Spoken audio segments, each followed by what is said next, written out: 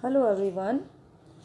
Let's get started with part 2 of chapter 11, the proposal.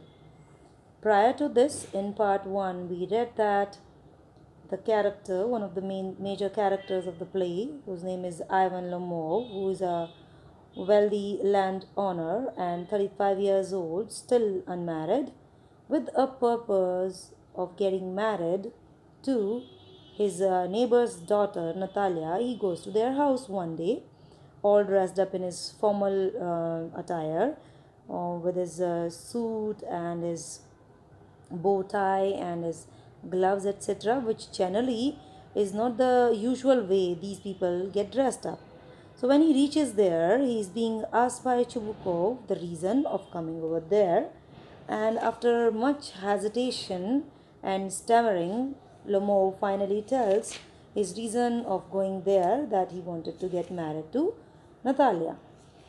Listening to this sentence, Chubukov becomes very happy, and he goes inside the house to call his daughter Natalia, because she would be the one who would be either accepting the proposal or not.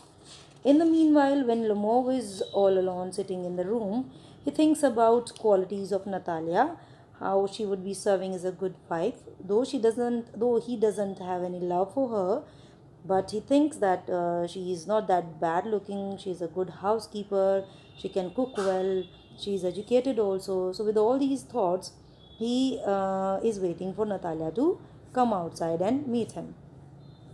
So let's read further now. Now he thinking about himself that now I should lead a regulated life. He's suffering from serious diseases like palpitation, excitement, and insomnia. All these are actually not diseases, these are the results of having a bad lifestyle and having not a keen sense of controlling your emotions and keeping your life controlled. Actually, not diseases, these are just the bad results of having a bad lifestyle. Now, because of these reasons, he thinks he should get married. Just then, Natalia comes in. Her father, actually, when he went inside, he didn't tell her that their neighbor Lomov had come. He only told her that a merchant with the purpose to sell his goods has come to their house. So her father has not told her that Lomov has come to meet her. He only told her that a customer had come.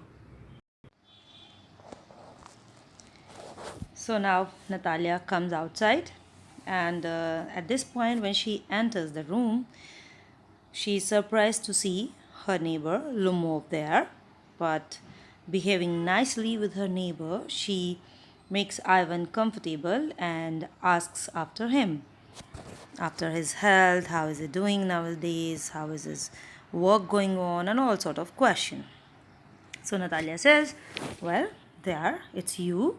And Papa said, go, there is a merchant, come for his goods. How do you do, Ivan Vasilovich? Chubukov's daughter Natalia enters the scene only to see Ivan. To her surprise, her father had told her that some merchant was waiting to get his goods sold. Even then, when she is surprised to see, she welcomes Lomov. Before Lomov can speak, she starts speaking. When she mentions his beautiful dress, because he was all dressed up in formal attire, he is again excited. Before he can talk about his marriage to her, he starts trembling because he has an issue talking to the women. Natalia encourages him and he recovers from this trembling problem. He says that he will tell her everything in brief. Even then, he cannot talk in a straightforward manner. He beats about the bush, means instead of talking directly about the proposal, the marriage proposal with which he has come to her house, he tells her that for the last many decades, their families, they have had good relations. Being good neighbors, they always have good relations since their childhood, and even back to the times of their parents and their grandparents and their great grandparents. So, for generations, their families have known each other. He is talking about that thing. And then he says that their estates, they are adjoining. It means their properties, they are adjoining. He mentions that his oxen meadows touch their birchwood property.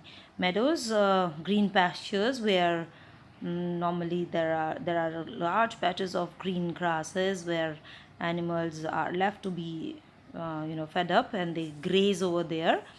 So Natalia protests against this because she thinks and she says that oxen meadows, they belong to her. This has been her family's property always, but they both lay their claims to it. At one hand, Lomov says that oxen meadows belong to his family, and Natalia claims that oxen meadows belong to her family. So you can just imagine, this can be the oxen meadows. It's only one picture, random picture picked up from net somewhere just to make you understand meadows. These are the green pastures, meadows. And Natalia, she exactly says this sentence. Excuse my interrupting you. You say my oxen meadows? But are they yours? Now, Natalia questions the integrity of Lomov by asking if the oxen meadows that he claims to own are actually his. Lomov says, yes, oxen meadows are mine. He affirms. Natalia says, what are you talking about? Oxen meadows are ours, not yours. She couldn't believe what she was hearing because according to her, the oxen meadows are hers. And this is the beginning of an argument. Lomov mentions that he has proof that the land belongs to him. He even highlights that once oxen meadows were a disputed property, but the issue had been resolved and they are now his. He goes back into the history and specifies that his aunt's grandmother had given the free use of these meadows in perpetuity to the peasants of her father's grandfather.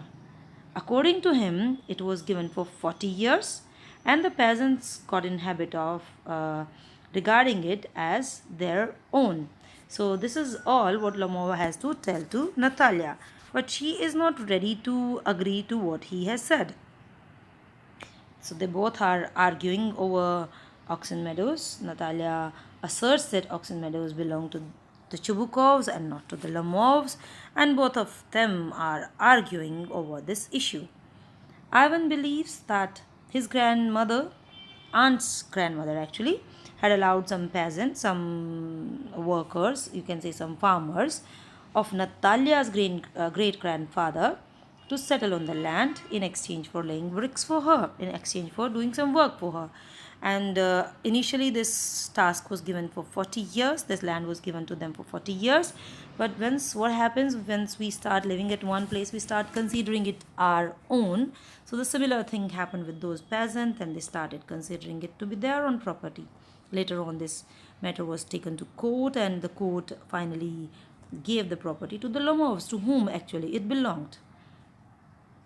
They start quarreling about the ownership of the oxen meadows. They shout loudly at each other. They do not calm down in any way. In the meanwhile, Chubukov comes in and finds them both quarreling. He is very much surprised to see them. But when he finds that they are quarreling about the ownership of the oxen meadows, he also becomes angry. Lomov feels agitated. He clutches at his heart, but he doesn't back down because, as Lomov used to say about himself, that he feels, insomnia, he feels heartache, he feels palpitation. So the same kind of problem he starts feeling, and he starts clutching at his heart as if he might be having a heart attack, but he doesn't back down. He doesn't want to go back from his argument. So both of them are arguing. Another picture of oxen meadows can be like this. Now Natalia asks her father to settle the matter. Obviously, taking the side of his daughter, Chubukov of course agrees with his daughter. Instead of calming both of them down, he also starts quarreling. He becomes one of the member who quarrels on the matter. He claims to be the owner of the meadows. He insults not only Lomov but also his family members. At this point, Lemov becomes more excited. He uses insulting words for Chubukov, Natalia, and their family members.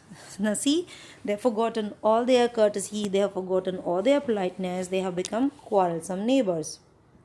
Lemov's palpitation increases and he becomes very perturbed. He becomes very disturbed. He goes out of the room in this perturbance, in this disturbance. So here we come to an end of part 2. Let's read rest of the lesson in part 3. Thank you.